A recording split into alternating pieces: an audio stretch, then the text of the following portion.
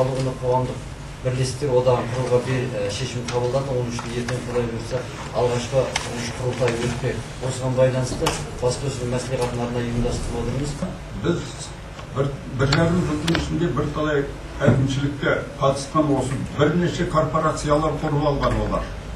Содан қазақ тілді қоғамдық ұйымдарды бірлестіріп, жаңағы бірлі жарым. Міне Құдайға шүкір, осыға тарта қазақ тілді қоғамдық ұйымдар бірлесеміз деп өздері бірігіп.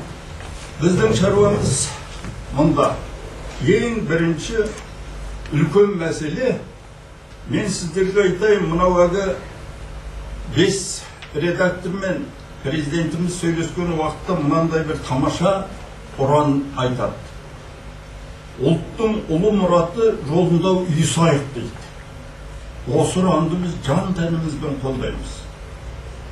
Ұлттың ұлы мұраты жолында ұйыспақ ойымыз бар. Партияда жеттік, Құдайға шүкір. Ал бірақ соның тиімді істеу қажет, халыққа керек болып отыр. Сондықтан қоғамдық ұйымның негізгі мақсаты бұл халыққа қызмет етіп, халықтың үнін бір жағынан өкімет, екінші жағынан президент аппараты, үшінші жағынан парламентке жеткізіп, дәйекті заңдар қабылдап, іске асыру мәселенің бәрі, іске асыруда.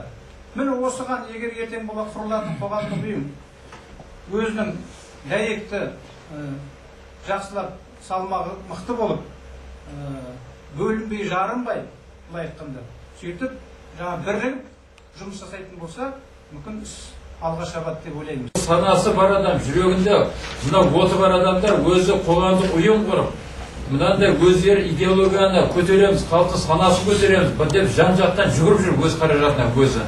Соның үстінен төбесінен ұрып отыр соған.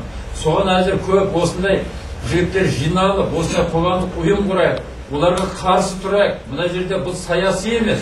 Біздердің жүрген жерімізде, барлық жерде халықты жинайық, қазақ халық, оян қазақ деп жазып отыр ғой екеуі. Әлі оянатын түрі жоқ. Соны, міне бәрі жерде айтып жатыр. Соның халықтың санасын көтерейік, түсіндірейік. Мына қай жерде қалай болып баратырмыз, ертең болашағы не болады? Көптеген жаңағы басқа тілдегілер айтады. Бұл қазақ тілі дейді, кедей тіл. Ғылым тіліне жарамайды. Оны оқып не керек дегендер айтады, әлемге деймін. Ал енді біз оған айтамыз. Қазақ тіліндей тіл еш уақытта бай тіл көңілдерде жоқ. Қазақ тілін зерттеген Вильгельм Радлов өзі неміс бола тұрып былай деген: мен дүние жүзінде ең 3 құдіретті тілді білемін деген. Ол француз тілі, орыс тілі және қазақ тілі деген. Мінекей тілдің байлығы. Екіншіден анау Герольд Бергер ағамыз зерттеді осыны. Қазақтың тілінің байлығы туралы. Мысалы бізде Мұхтар Әуезовте Абай жолында тек қана 24.740 сөз бар. Ал Ожеговтың сөздігінде 57.000 сөзді бар. Оның 19.000 шетелдің сөздері. Маяковскийде 30.000 сөз бар. Ленинде 30.000 сөз бар. Біздің Әуезовіміз ал енді 10 томдық қазақ тілінде түсірген сөзде 220.000 сөз бар. Біз неге осындай тілімізді насихаттамаймыз, неге құдіретін көрсетеміз? 4 жылдың көлемінде көптеген қаржы бөліп келе жатыр, миллиардтаған қаржы. Енді осы жерде бір айта кететін жай, қалай осы қаржылар қалай игеріліп жатыр, кімдерге түсіп жатыр деген сұрақ туады. Мысалға, 2006 жылы шетелден осы Қазақстанға келіп, Астана қаласында мастер-класс өткізетін, мысалы, бір сондай тендердің несі шықты, лоты.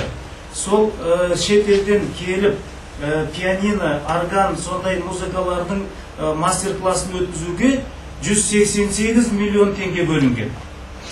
Ал Жас қанат, бүкіл республикалық Жас қанат фестивалына 3 миллион 800 мың.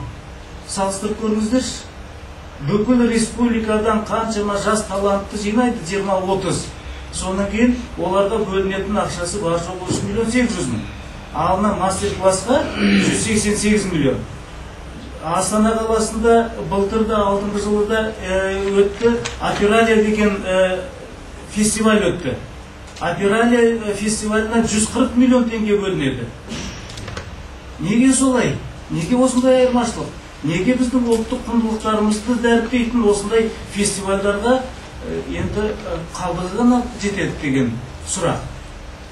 Не, сондықтан мына құрылып жатқан халық үні қоғамдық бірлестіктер одағының негізгі мақсаты үкіметімізге осы жағынан ықпал жасап, әлеуетін біріктіріп, біздің құрамымызда қазақ интернеті қоғамдық бірлестіктер одағы бар.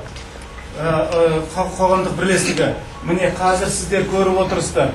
Осы қазіргі бүгінгі өткізіп отырған осы баспасөз мәслихатымызды бүкіл дүние жүзі көріп отыр қазір. Мына онлайн режимде өтіп жатыр. Оны жасап отырған қазақ интернеті міне. Біздің ең басынды жеріміз осы. Осы қазақ интернетінің қызметін, осының жаңалықтарды осы одаққа мүше болатын кез келген ұйым өстіп қолдана алады. Ол бір. Екінші, осы бізден жерлі қоғамдық бірлестіктер одағы бар.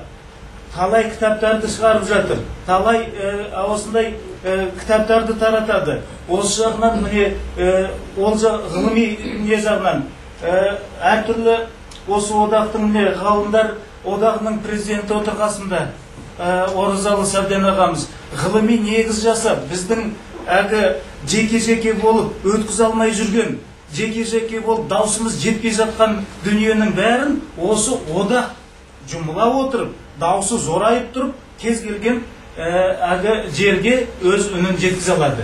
Сондықтан біздің ең басты мақсатымыз осы әлеуетімізді біріктіру, күшімізді біріктіру.